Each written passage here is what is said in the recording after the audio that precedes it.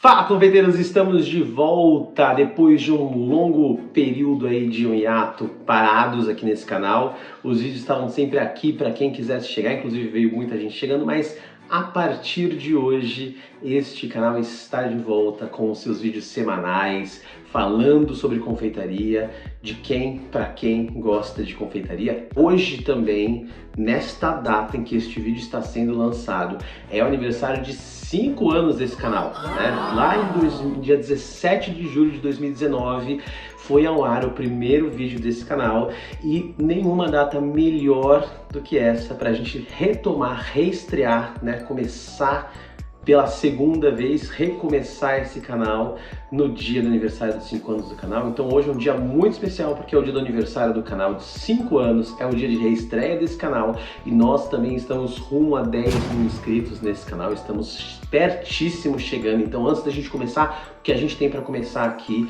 eu vou pedir para você se inscrever neste canal aqui em algum lugar desta tela e ativar o sininho de notificação para você receber as notificações dos vídeos que a gente vai lançar toda semana aqui, toda quarta-feira ao meio-dia, como de costume, como sempre foi lá desde o dia 1 até hoje na nossa reestreia. Quem está chegando agora, bem-vindo. Quem já está aqui desde 2019, estamos de volta. Então, roda a nossa abertura porque hoje tem muita coisa boa.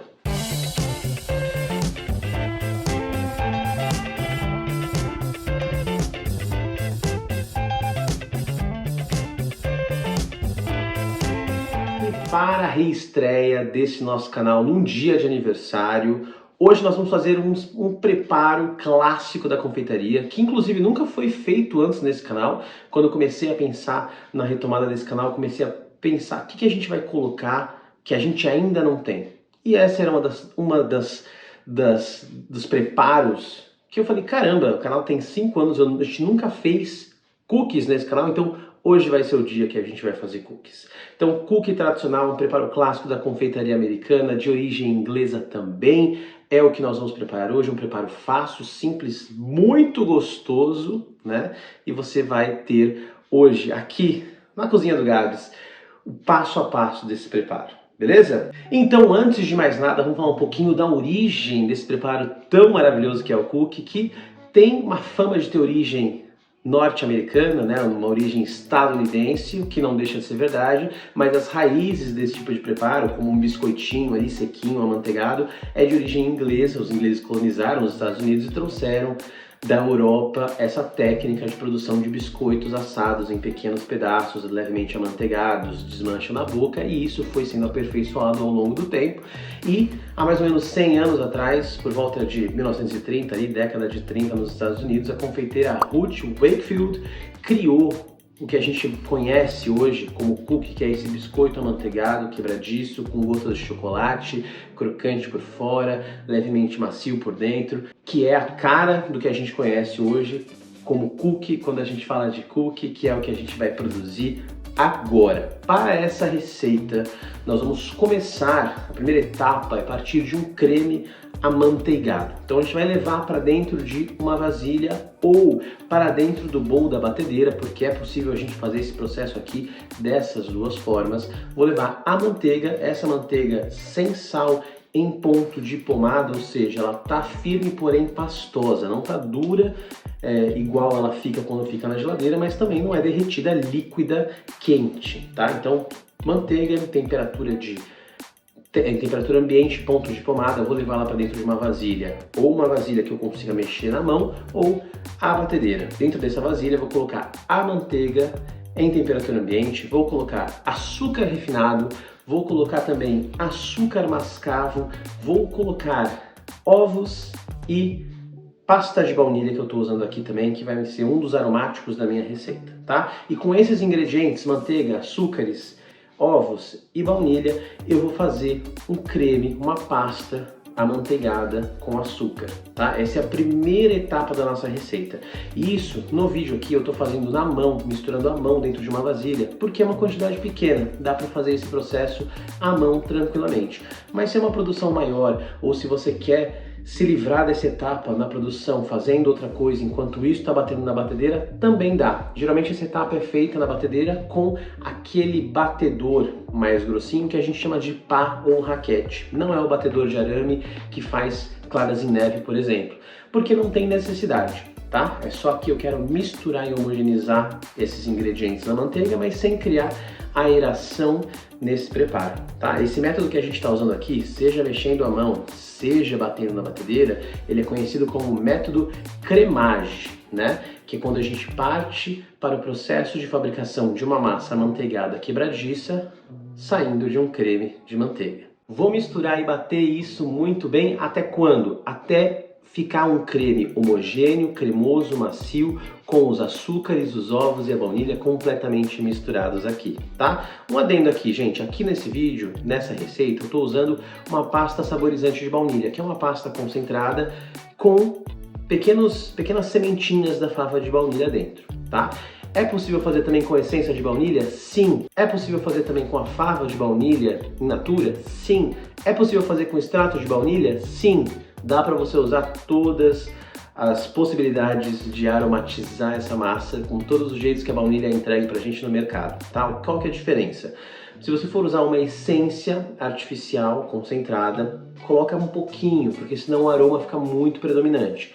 Já com pasta e fava ou extrato, você pode usar uma quantidade um pouquinho maior, que isso vai trazer um aroma mais natural da baunilha sem pesar no aroma artificial quando a pessoa comer, beleza? Em seguida, a gente vai fazer a adição dentro do nosso bowl ou da batedeira ou do nosso bowl mexendo a mão, a farinha de trigo, o sal e o fermento químico vão entrar aqui agora, tá? Junto desses três ingredientes, que são básicos de uma receita de cookie que faz parte tradicionalmente, eu vou colocar também uma pitadinha de canela em pó. Por que, Gabriel? Porque eu gosto, tá? Eu acho que dá um aroma gostoso, eu adoro uma especiaria, por mim eu colocaria aqui cravo, canela, noz moscada, gengibre, um monte de coisa, mas aí ia virar outra coisa, né? Então eu tô colocando aqui uma pitadinha de canela, não é algo que vai sobressair, não vai parecer um biscoito de canela, mas vai ser algo que vai trazer um aroma aqui que vai me dar uma complexidade de sabores nesse preparo, tá? Mas não é obrigado a colocar, você pode tirar, pode colocar menos, pode colocar mais, como você preferir, tá? Geralmente ingredientes aromáticos em receitas podem ser facilmente retirados, substituídos ou aumentados, porque eles não fazem parte da parte estrutural da receita, tá bom? Então, eu adicionando farinha, sal, fermento e a minha pitadinha de canela, vou mexer novamente essa massa ou bater levemente essa massa até agregar esses ingredientes secos e essa massa virar uma massa palpável, que eu consigo modelar com as mãos. Uma vez que você terminou de homogeneizar a farinha de trigo, né, os ingredientes secos, farinha, fermento, sal e a pitadinha de canela, a última coisa que falta ser adicionada aqui é o seu recheio. Isso pode ser inclusive ser adicionado junto com a farinha, tá? As gotinhas de chocolate, no caso, que eu tô falando aqui. Eu não adicionei junto com a farinha nesse vídeo, por quê? Porque eu vou dividir essa massa e fazer dois sabores, tá? Mas se você vai fazer tudo de uma coisa só, você pode fazer tudo de uma vez. De adicionar a farinha, o fermento, o sal, a canela, no caso, que eu coloquei aqui. E, por último, adicionar as gotas de chocolate e já misturar tudo de uma vez. Isso evita que você fique batendo demais essa massa, tá? Porque isso é uma coisa importante. Esse tipo de massa que a gente está fazendo aqui é considerado um tipo de massa seca e quebradiça. Ela não tem fermentação, tem um pouquinho de fermento químico, mas não tem fermentação que eu digo como a de um pão, né, com fermentação biológica. Ela não tem grandes índices de umidade na sua composição, então ela é uma massa seca. Se ela for batida por um tempo muito longo, ela pode, depois de assada, ficar dura demais. Isso acontece porque a gente começa a desenvolver o glúten que tem na farinha de trigo, que é responsável por dar estrutura para a massa. E aí a massa acaba ficando mais dura do que quebradiça. Então aqui, a farinha de trigo, nesse tipo de massa, sempre entra no final e ela é misturada apenas até essa massa homogeneizar.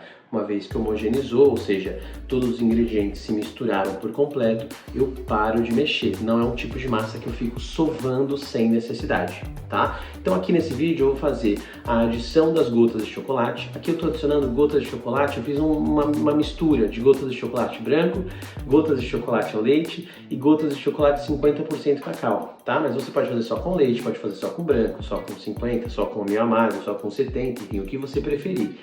E dá para fazer também misturando outras coisas. Você pode mesclar chocolate com pedaços de castanhas, algum tipo de crocante, uma semente, um amendoim, alguma coisa que você queira colocar. Por exemplo, aqui nesse vídeo eu separei parte da minha massa e eu vou fazer uma versão desse cookie com pistache e amêndoas. E ainda vou rechear esse cookie de pistache com uma ganache de pistache que é maravilhosa, tá? Então aqui a gente vai adicionar essas gotas ou esses pedaços de castanha, ou o que quer que seja que você deseja adicionar nessa massa, e misturar até esses pedacinhos ficarem homogeneizados, tá? E aí uma vez que você tem essa massa já pronta, homogeneizada, com os pedaços do que você quer dentro dela, a gente vai para a próxima etapa, que é bolear essa massa. Porém aqui tem uma questão, gente. Se essa sua massa, depois que você termina de homogeneizar, termina de adicionar as gotas de chocolate, os pedaços de castanha, ela estiver muito mole, você pode levar essa massa para descansar um pouquinho na geladeira. Para quê? Para que a gordura dessa massa, que é uma gordura pastosa,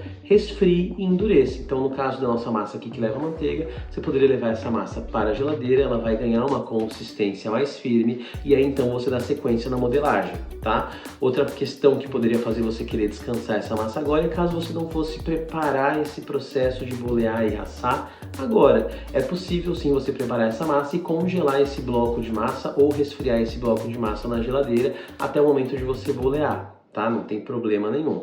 Mas uma vez que a massa esteja firme o suficiente para você bolear, né, fazer bolinhas, a gente já vai partir para essa etapa. Qual o tamanho do cookie que a gente vai fazer? Aqui no vídeo eu estou fazendo bolinhas de 50 gramas, que para essa receita vão render mais ou menos 16 unidades, tá? Mas isso não é uma regra, você pode fazer cookies maiores ou menores dependendo do tamanho do biscoito que você quer, tá bom? Então essa massa vai render aí mais ou menos 800 gramas no total e eu vou fazer bolinhas de 50 gramas que vão render 16 unidades. Se eu fizesse cookies maiores de 100 gramas, renderiam 8 unidades. Se eu fizesse cookies menores de 25 gramas, renderiam 32 unidades. Vai depender do tamanho do biscoito que você desejar fazer, tá bom? Então aqui a gente vai bolear essas bolinhas de cookies e eu vou aí sim levar para assar? Não, para um descanso. Agora sim, esse descanso que eu vou citar aqui, ele é obrigatório, tá?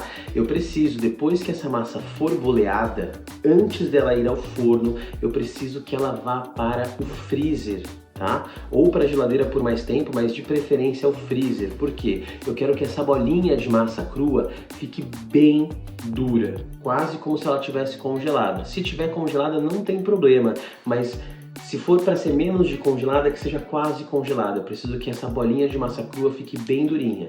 Para quê? Para que a hora que isso entre no forno, isso consiga assar da maneira correta. A massa do cookie é uma massa manteigada que derrete com muita facilidade ao menor sinal de calor. Então se eu pego uma massa dessa que tem muita manteiga e coloco num forno morno, o que vai acontecer é que essa bolinha de massa vai derreter e espalhar demais pela forma. E o que a gente quer é que a bolinha da massa do cookie derreta e vire aquele biscoitinho chapadinho, mas que não desmancha, que tem altura. Então, para que isso aconteça, eu preciso unir dois acontecimentos.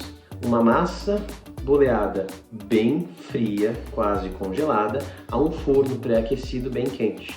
Então, essas duas coisas conversando, eu vou conseguir atingir um assamento bonito e ideal para o nosso cookie. Então, a gente vai levar esse cookie já boleado para o freezer e se você for assar esse cookie em seguida, já liga o forno para ele ir pré-aquecendo antes do cookie entrar no forno, beleza? Aqui eu tenho também o nosso cookie de pistache com amêndoas, né? Então eu tenho essa massa que eu separei e eu vou rechear essa massa com uma ganache. Poderia ser um brigadeiro, poderia ser outro recheio, poderia ser uma Nutella, enfim. Aqui eu fiz uma ganache de chocolate branco com pasta de pistache que fica absurdamente deliciosa e vou rechear. Então a gente vai pegar uma colheradinha, deu mais ou menos aí entre 10 e 15 gramas de recheio por 50 gramas de massa de cookie. A gente vai abrir essa massa de cookie como se fosse uma pizzinha, coloca esse recheio dentro e fecha, tá bom?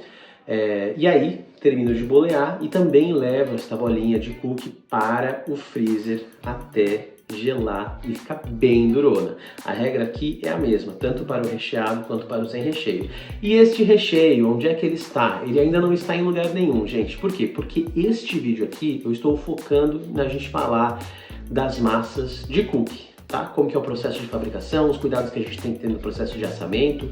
Então, para que ele não fique muito extenso, a gente vai fazer esse ganache de pistache num vídeo especial para essa ganache, pode ser? Aliás, vou fazer se vocês quiserem, né? Vai que não tem ninguém querendo aí essa ganache. Então, comenta aqui embaixo se você acha que a gente tem que fazer um vídeo para falar dessa ganache de pistache, como ela é feita, e a gente pode fazer um vídeo só de ganache, de recheios, né? O que vocês acham? Diz aqui pra mim, tá? Então, uma vez que essas duas assadeiras, esses dois preparos que a gente fez, estão frios, firmes e forno pré-aquecido a quanto, Gabriel? A, no mínimo ali 180 graus, 200 graus, pode pré-aquecer a 200, deixar pré-aquecendo até a sua bolinha de cookie ficar bem gelada, a hora que entrar no forno a gente abaixa para 180, 160. Por que uma variação de temperatura tão grande, gente? Eu não marco uma temperatura e falo é essa temperatura, porque se tem uma coisa que varia na cozinha é tempo e temperatura de forno. Por quê?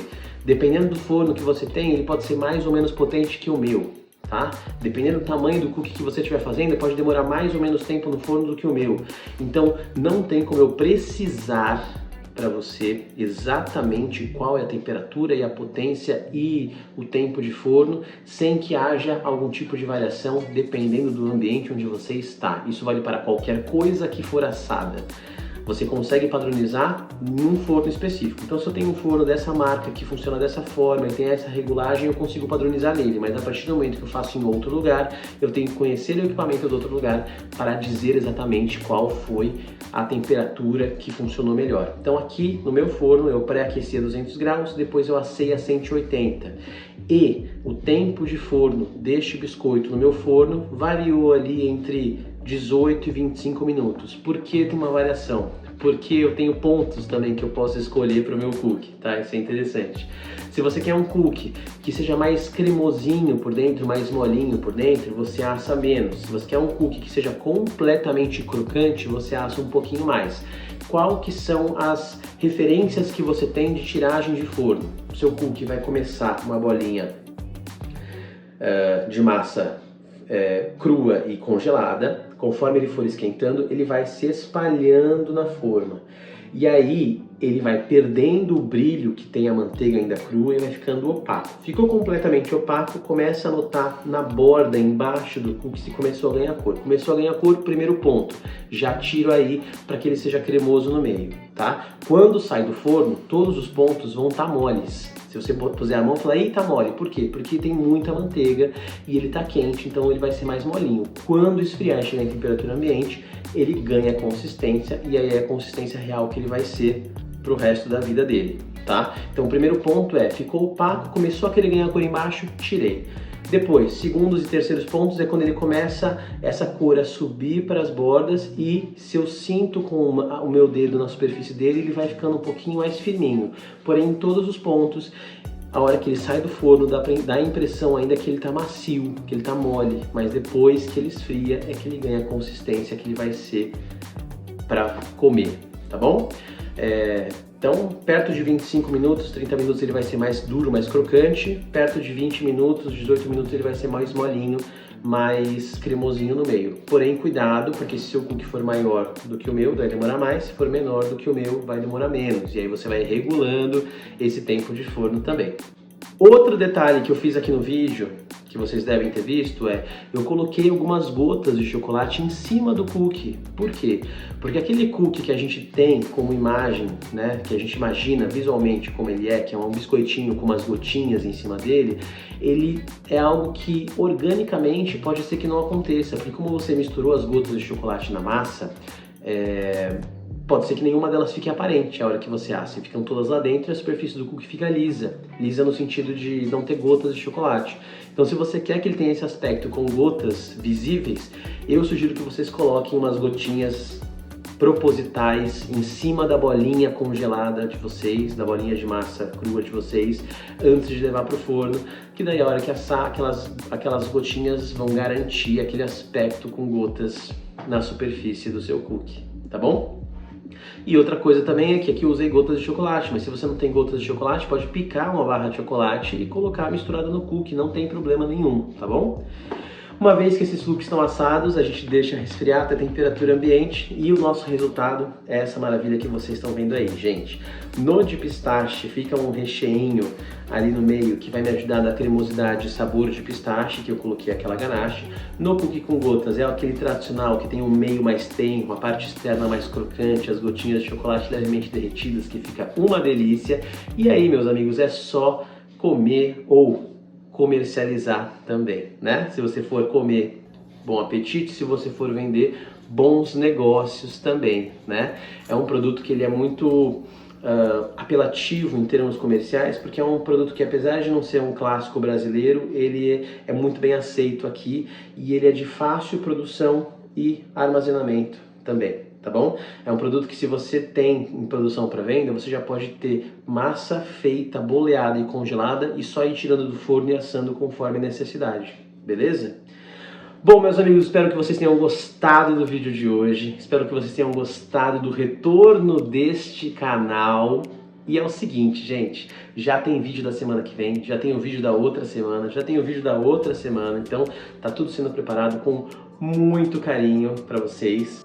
E é isso, estamos de volta, formatos novos, quadros novos, ideias novas, mas com a mesma essência que eu quis trazer para esse canal desde o primeiro dia, que é falar de confeitaria e de cozinha para quem quer se especializar e aprender sobre isso. Não vai, não foi e não será nunca um canal de receita batida, tá? Os meus haters continuarão sendo os meus haters, falando que eu falo demais. Continuarei falando, porque são nos detalhes que estão as diferenças do sucesso ou do fracasso do que você está produzindo. Então aqui a gente vai aprender as técnicas por detrás, dos preparos da cozinha, e continuaremos fazendo isso, tá bom? Um beijo, até o próximo vídeo, quarta-feira, semana que vem, meio-dia. Te espero aqui.